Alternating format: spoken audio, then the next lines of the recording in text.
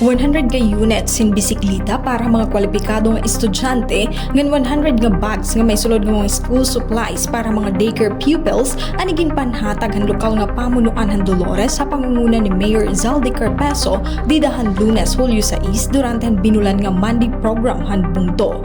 Anigin panhatag nga bisikleta in kapartehan pidal para han kabubuhason nga programa han administrasyon nga may panuyo mapadali ang pagbiyahe han mga estudyante ngadto eskwelahan ngan mabuligan hira nga magpadayon ha pag-eskwela.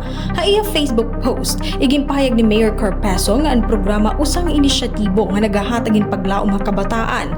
Karuyagan LGU nga wari estudyante ang maudong pag-eskwela tungod lahan kahirayo han ira ginuukyan nga duhiton eskwelahan.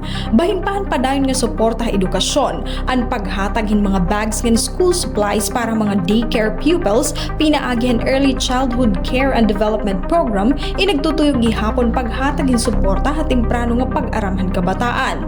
Labot lahini, nagpaangbit gihapon hin suportan LGU ha sektorhan agrikultura, pinaagihan pag-turnover hin rice planting machine nga magpapadagmit han pagtanom ngan makakabulig ha pagpauswagan produksyon han mga parag-uma. Ha parehas nga higayon, opisyal nga ginabrihan ang selebrasyon han Nutrition Month, pinaagihan paghatag hin weighing scales ngan portable water testing kits nga magagamit han mga barangay ha pagparigon han mga programa para nutrisyon ngan kalimpyo han tubig.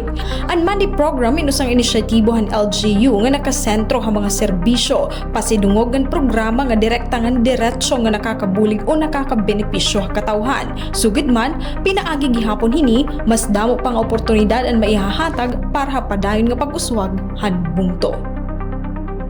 Tika habungto itong Dolores, Haido Pada, Eastern Samar News Service.